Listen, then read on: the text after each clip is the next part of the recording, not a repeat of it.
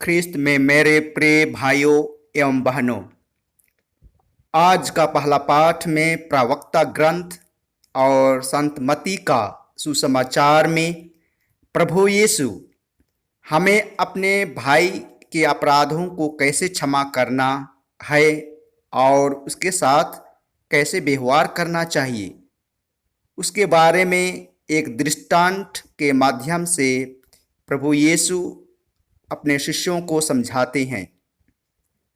प्रिय भाइयों, आज हमें प्रभु यीशु हम लोगों का जीवन को सोचने, समझने और मनन चिंतन करने के लिए अवसर दिया है कि कैसे हम अपने भाई और बैरी दुश्मनों के साथ अपने घर परिवार में, गांव में, कलीसिया में, समुदाय में और अपने पड़ोसियों के साथ रहकर कैसे उन लोगों का पाप क्षमा करना चाहिए, उसके बारे में हमें प्रभु यीशु विशेष बल देते हैं। प्रिय भाइयों, 2000 वर्ष पूर्व पहले प्रभु यीशु दुनिया में एक मानव रूप धारण लेकर आया और दिखाया और सिखाया कि कैसे अपने अपराधी भाई के पापों को क्षमा करना चाहिए। प्रिय भाइयों, आज प्रभु यीशु हमें एक बड़ा चुनौती देते हैं कि हम एक दुश्मन भाई का पाप क्षमा कैसे करें। यह कार्य मानव जाति के लिए आसान नहीं होती है। फिर भी प्रभु यीशु आज मेरे को और आप लोगों को एक बड़ा कार्यभार सौंपा है। क्या हम उसे पूरा करने के लिए या निभाने के लिए हम कर सकते हैं या नहीं, उसके बारे में सोचने, समझने और विचार करने के लिए प्रभु यीशु एक पुण्य अवसर दिया है। प्रिय भाइयों, हम जानते हैं कि प्रभु यीशु क्रूस में मरने से पहले अपने बैरी दुश्मनों के पापों को क्षमा किया। यह घटना हमें याद दिलाती है कि आज मेरा दुश्मन कौन है, जो उसे मैं एक बार तक नहीं बल्कि 7 गुना 70 बार तक क्षमा करूं। मतलब इसका कोई गिनती नहीं है। कितनी ही बार वह आपके विरुद्ध पाप क्षमा करने के लिए वह आता है, तो उतनी ही बार उसे पाप क्षमा करना चाहिए।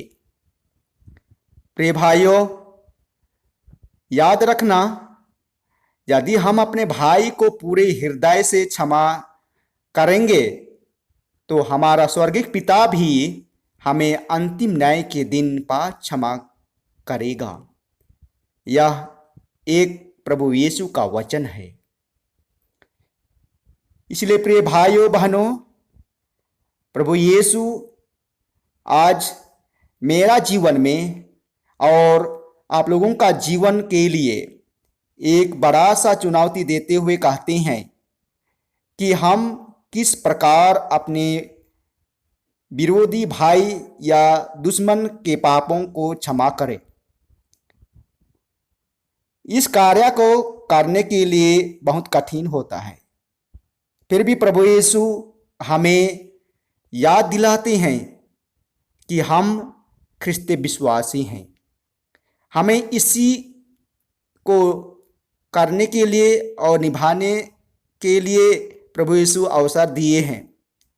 यदि हम इसको निभाने के लिए हम ख्रिस्त जीवन बिताएंगे और लोगों को पाप क्षमा करेंगे, तो हम लोगों का ख्रिस्त जीवन का पहचान होता है।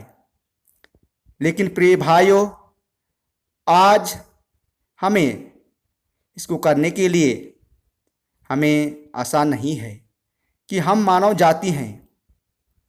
आसानी से करने के लिए संभव नहीं होता है, क्योंकि इसको करने के लिए हमें दृढ़ विश्वास और भरोसा ईश्वर के पास से आशीर्वाद चाहिए।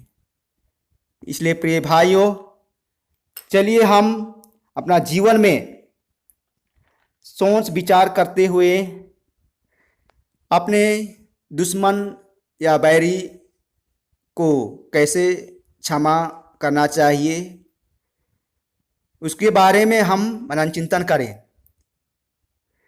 प्रभु यीशु अपने बैरी को क्षमा यदि नहीं कर सकते हैं तो प्रभु यीशु भी अपने स्वर्गीय पिता के साथ वैसा ही करेगा। तो इस वचन को लेते हुए प्रिय भाई बहनों, प्रभु यीशु बोलते हैं, यदि हम अपने दुश्मन या बैरी को क्षमा नहीं कर सकते हैं तो हमें क्या होता है? हमें अपने दैनिक जीवन में आनंद और खुशी का अनुभव नहीं होता है। हम शारीरिक, मानसिक और आध्यात्मिक रूप से बीमार के शिकार बन जाते हैं और इलाज के लिए डॉक्टर के पास जाते हैं, काउंसलिंग कराते हैं, लेकिन ये सब व्यर्थ हो जाता है।